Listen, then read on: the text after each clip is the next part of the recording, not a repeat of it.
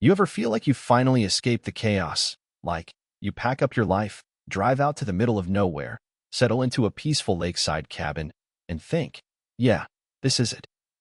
This is my reset? That was me, for exactly 5 minutes.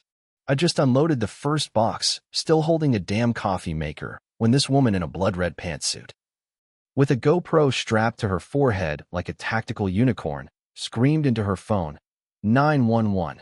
A suspicious male is trespassing in our lake community. That suspicious male? Yeah, that was me.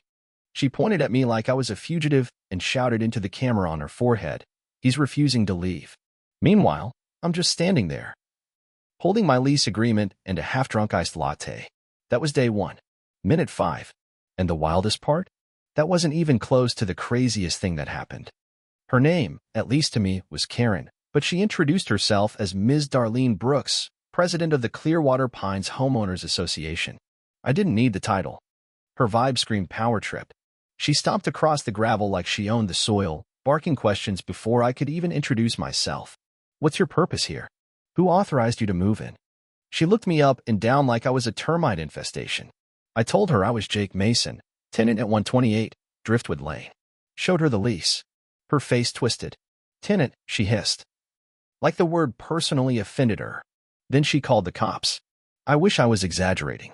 2 patrol cars showed up, lights flashing. And by then I had a live stream going for my YouTube subscribers, mostly just my tech and travel crew. But suddenly, my view count doubled. The officers were chill. I handed over my lease, my ID. Even pulled up the email chain with the landlord. Officer Grant sighed like he'd done this dance before. "You're good," he said. "Welcome to Clearwater Pines. And, good luck." "Karen, sorry." Darlene was furious. Why wasn't I informed? "I am the gatekeeper of this community," she snapped. "Check Section 9.4b of our bylaws. Approval is required." The cop just said, "Ma'am, he's not violating anything." But she wasn't done. Not by a long shot. That night, I got an email from the HOA. 42 separate violation notices. 42. For what? Window blinds not being the correct shade of beige. Recycling bins being visible for 0.3 seconds. Unauthorized deck furniture, my Adirondack chair, which came with the house, apparently posed a threat to visual harmony. And my personal favorite, failure to submit resident introduction form 30 days prior to occupancy. I'd moved in 12 hours earlier. Now, most folks would panic. But here's the thing.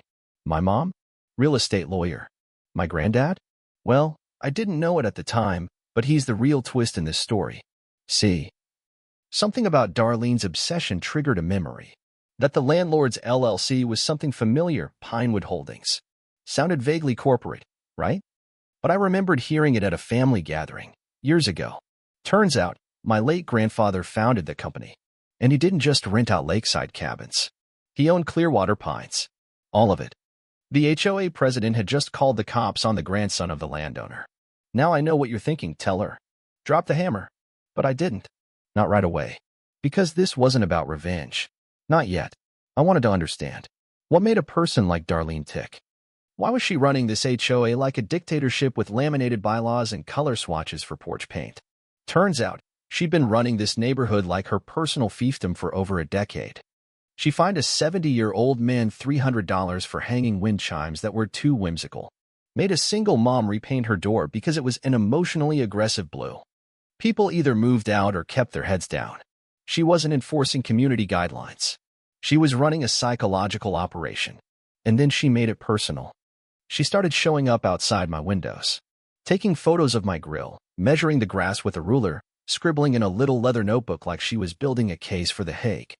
Then came the emergency HOA meeting, one she didn't invite me to, but I found out anyway. The agenda?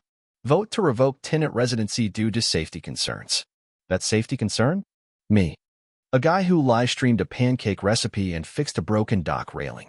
I showed up anyway, documents in hand. And yeah, I wore my best shirt. When I walked into that meeting, the whole room fell quiet. Darlene stood at the front with her little projector and a 60-slide PowerPoint titled, "Disruption in Our Midst, the Threat at Lot 128. Slide 1? A blurry photo of me, mowing the lawn. I let her speak. Let her dig the hole deep. She called me antagonistic, non-compliant, and possibly dangerous. She even implied I was spying on the neighborhood for unknown interests. Then I took the floor.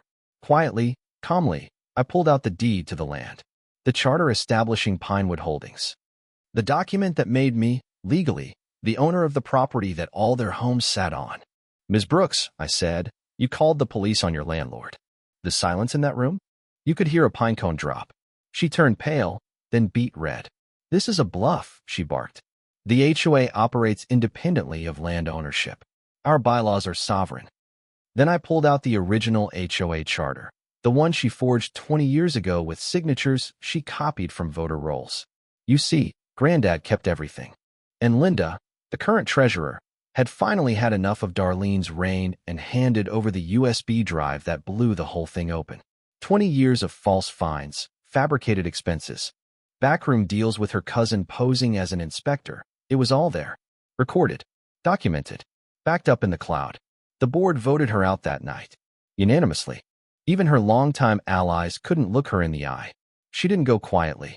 Darlene tried to grab the mic and shout about community integrity, about keeping the riffraff out. But security escorted her out. And by security, I mean 2 dudes from the neighborhood pickleball league. It was oddly satisfying. Afterward, something unexpected happened. One by one, neighbors started coming up to me, not with complaints, but with thanks. A retired teacher offered me banana bread. The single mom brought over lemonade. Tom, the wind chime guy, gave me a firm handshake and said, "Your granddad would be proud. She made him sell half his land under pressure. But you brought it back." I never wanted power. I didn't move to Clearwater Pines to fight some suburban Cold War. I just wanted peace. A quiet view. Maybe some decent fishing. But sometimes, peace comes at the cost of standing up. These days, I still live in that cabin. The HOA is gone. We replaced it with a monthly potluck committee. Darlene tried to sue. It didn't go well. She's moved 2 towns over now, running a Facebook group for patriots who paint their mailboxes properly. I kept the GoPro she left behind, though. Mounted it on a hummingbird feeder. Still waiting to see if she ever comes back. But now I gotta ask, what would you have done in my shoes? Drop the hammer or let it go? Was I right to play the long game, or should I have shut her down the moment she pulled out that phone? Comment below. Let's talk about it. Because sometimes, justice doesn't come with flashing lights. It comes with a lease agreement, a live stream, and a whole lot of receipts. Oh, and Darlene, if you're watching this, the blinds are staying eggshell. Thanks for the content.